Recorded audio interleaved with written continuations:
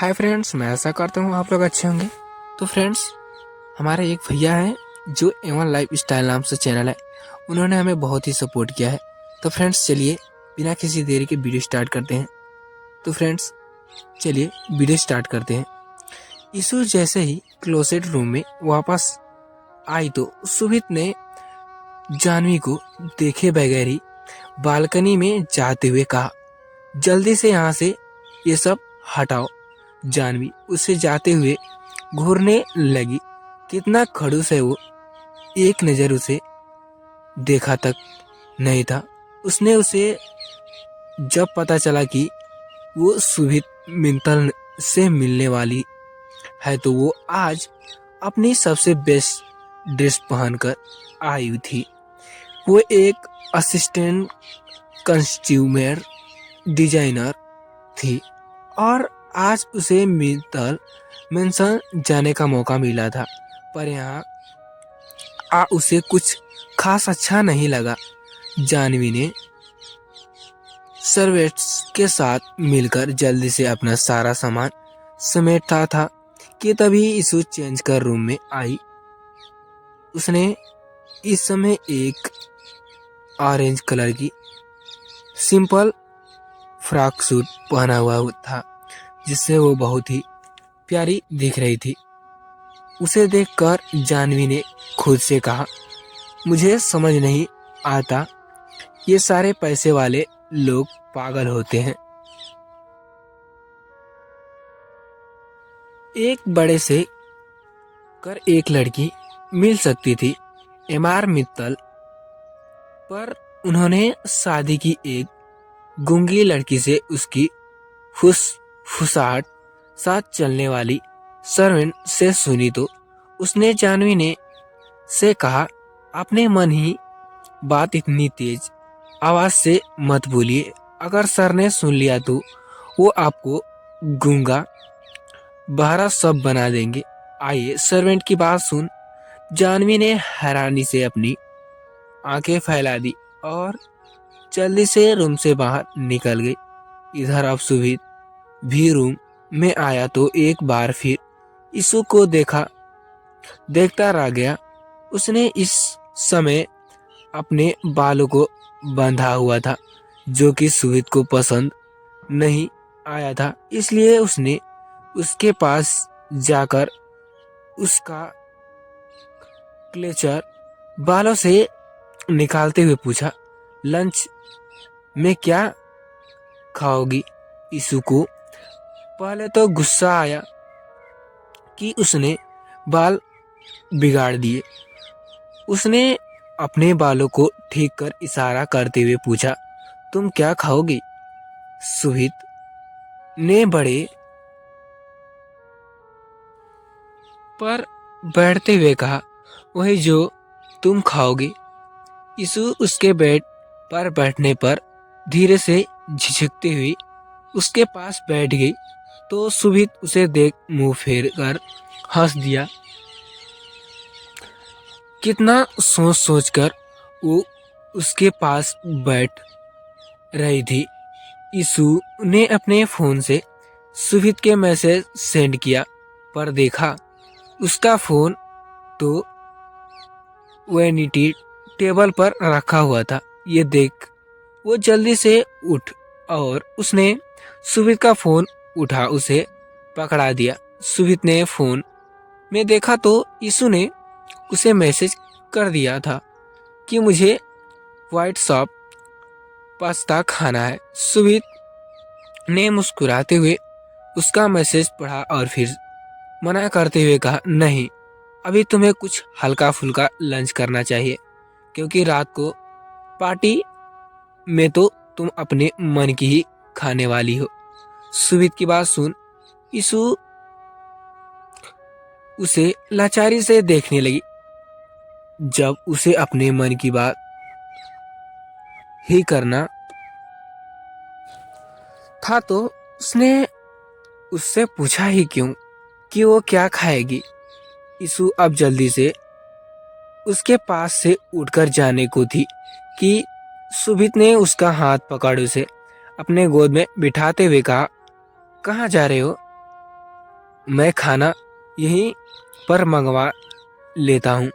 यीशु ने पहले तो खुद को संभालते हुए के लिए उसके कंधे थाम लिए और फिर जल्दी से अपना सिर हिला उसे इशारा करते हुए कहा, नहीं, नीचे चले। इतना कहकर यीशु उसके गोद से उठ खड़ी हुई। उसके सांसें थम गई थी। सुबीत की हरकत तेज से बढ़ रही थी। वो अब क्या कर दे सकते, वो बिल्कुल अनजान थी, इसलिए जल्दी से ही रूम से बाहर निकल आई। वहीं सुबीत उसे जाते हुए देखे जा रहा था और फिर कुछ देर बाद बेड पर लेट गया।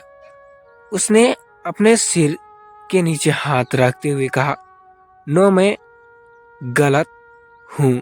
कुछ तो है जो यीशु ने मुझसे छुपाया है और वो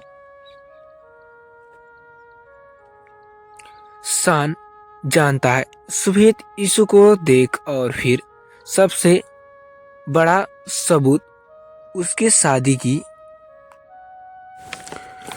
पहली रात जब वो यीशु के करीब आया तो उसे पता चल चुका था कि शाम और यीशु के बीच ऐसा कुछ भी नहीं है जैसा कि अध्याय की उन भेजी फोटोग्राफ में दिख रहा था। और रही उस रात की बात तो उसकी भी सच्चाई वो यीशु से नहीं बल्कि शान से पता करेगा।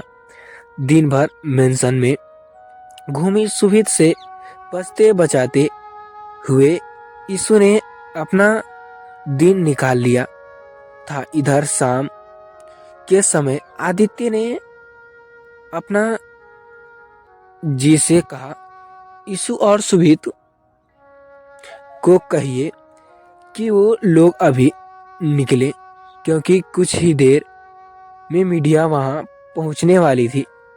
सपना जी ने आदित्य की बात सुन अब जल्दी से एक सर को सुबीत के रूम में भेज दिया। रिस्पेक्ट पार्टी आदित्य के जूहू वाले मेंशन में होनी थी। यीशु और सुबीत भी वहीं पर रेडी होने वाले थे, इसलिए उसने उन्हें टाइम से पहले वहां पहुंचाने को कहा था। रात के लगभग 8 बजे के समय मेहमानों का जाना शुरू हो गया था। मुंबई के जाने माने बिजनेसमैन, साथ ही देश विदेश के मशहूर बिजनेसमैन जो कि आदित्य के खास थे, उन्होंने भी रिस्पेक्ट पार्टी में शिरकत की थी। आज आदित्य का यूं जूही के मेंशन चमचमाती लाइट्स को खूब शानदार फूलों से सजाया गया था। मेंशन को चारों तरफ से मीडिया ने घेर रखा था। एक के बाद एक नामी हस्तियां वहां आ रही थी। कहीं पॉपुलर बॉलीवुड सेलिब्रिटीज ने भी वहां शिरकत की। वहीं मेंशन के बड़े से गार्डन में सजाए शानदार स्टेज पर यीशु और सुबीत खड़े होकर वहीं आते गेस्ट से मिल रहे थे। थोड़ी ही देर में वहां राणा फैमिली भी आ चुकी थी। सोनम और नैना यीशु के पास आई तो सोनम नैना से गाल खींचते हुए कहा, बहुत प्यारी लग रही हो। वहीं नैना ने खुश होते हुए उसे देखा। सुबीत उन दोनों को देख सब हल्का सा मुस्कुरा दिया। ये देख यीशु को बिल्कुल भी अच्छा नहीं लगा। ठीक है, वो कम बोलता है, बट फिर भी उसकी फैमिली अब यीशु की फैमिली भी है। अपने लोगों से कौन इस तरह पेश आता है। वही नैना वो तो सुबीत और यीशु को देख बहुत खुश थी। सुबीत ने ब्लैकेट कवर कर रखा था, ट्यूक सेट सूट पहना हुआ था जिससे वो बहुत ही हैंडसम और डैशिंग लग रहा था। वहीं नैना वो तो बहुत प्यारी, बिल्कुल सिंडलिंग की तरह। उसने ब्लीच पिंक कलर का सिंगमनी लहंगा पहना हुआ था। न्यूज मेकअप मीडिया ज्वेलर के साथ उसके बालों को फिश फ्रेश बना कर केयर एसेसरीज और मांग में हल्का सिंदूर में सजाया हुआ था, जो कि उसे बहुत ही खूबसूरत लुक दे रहा था। खुशी के साथ आई सौम्या ने उसे देखते हुए कहा, भाभी सच में you are looking just wow.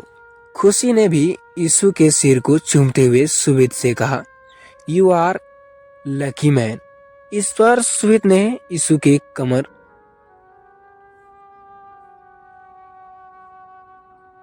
में हाथ डालते हुए कहा, यस आई एम। ये कहते हुए उसने यीशु को देखा, जो अपना सिर झुका कर ब्लश करने लगी थी। ये देख सुबित हल्का सा मुस्कुरा दिया। तभी अभी और शाम भी वहां आए। सामने आज व्हाइट कलर का टू पीस सूट पहना हुआ था। वहीं अभी ने नेवी ब्लू कलर का भी पीस सूट पहना हुआ था। शाम आया तो सुमित ने उसे गौर से देखा। वो उसे बहुत ऑब्जर्व करने लगा था, पर उसे शाम को देख वहीं से ही कुछ अजीब नहीं लग रहा था। सच तो यह था कि उसे अपनी समझ पर ही शौक होने लगा था कि एक एक कर गेस्ट न्यूली डेल कपल से मिलकर उन्हें गिफ्ट्स दे रहे थे। थोड़ी देर बाद आदित्य, निखिल, मयंक और समीर भी स्टेज पर आए और उन्हें चारों से मिलकर सुमित और यीशु के फोटो क्लिक करवाई।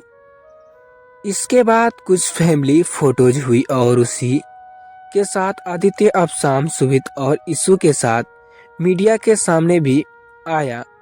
कुछ देर बाद फिर यीशु और सुमित स्टेज पर खड़े हुए थे।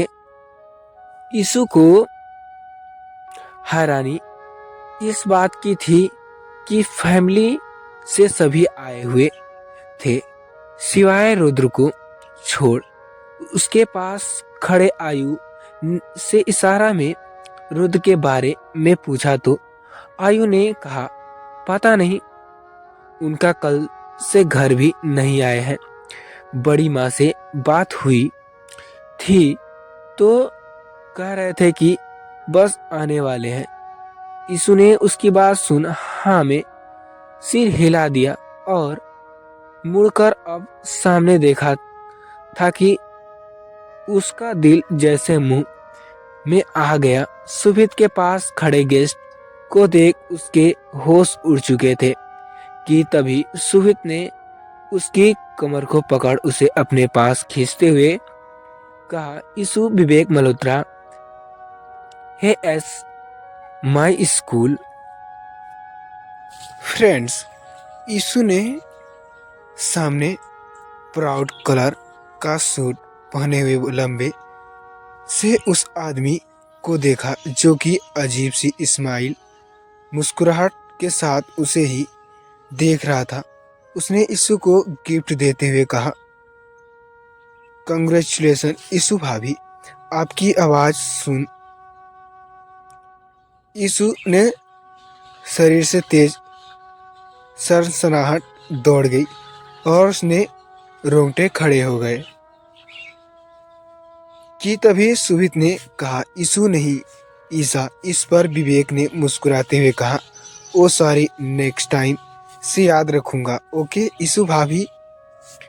ये कहते हुए उसने एक बार फिर यीशु की तरफ गिफ्ट बढ़ाया, मगर यीशु ने उसके पास आने पर अपने कदम पीछे खींच लिए। यीशु, जो कि किसी और से मिल आ रहा था, पर उसने इसी को देखकर तो वो उससे दूर होकर खड़ी हो गई। यीशु के चेहरे का रंग भी उड़ चुका था, चेहरे की मुस्कुराहट गायब हो गई। सुहित ने उसका हाथ पकड़ते हुए उसे अपनी पास वापस खींच लिया और उसे देखते हुए उसके धीरे से उसका कान से पीछा क्या हुआ, थक गई हो? तो थैंक यू फ्रेंड्स, ये थी हमारी आज की जैसी स्टोरी। तो पार्टी अटेंड बने रहिए। तो friend thank you so much आपको प्यारे प्यारे कमेंट के लिए एंड मेरे सभी रीडर्स को जो मुझे सपोर्ट करते हैं। सभी का नाम लेना पॉसिबल है क्योंकि बहुत है, तो कोई नाराज मत होना। और हाँ, जो रीडर्स कमेंट नहीं करते प्लीज लाइक करके, करने में क्या प्रॉब्लम है, लाइक ही कर दीजिए। तो चैप्टर कैसी लगी कमेंट करके ज़रूर बताइएगा। और यहाँ है मेरी इंस्टा ID, तो फॉलो जरूर कर लेना। तो फ्रेंड्स चलिए मिलते हैं ऐसे ही इंटरेस्टिंग मजेदार स्टोरी के साथ नेक्स्ट पार्ट में। तब तक के लिए bye friends, thank you so much.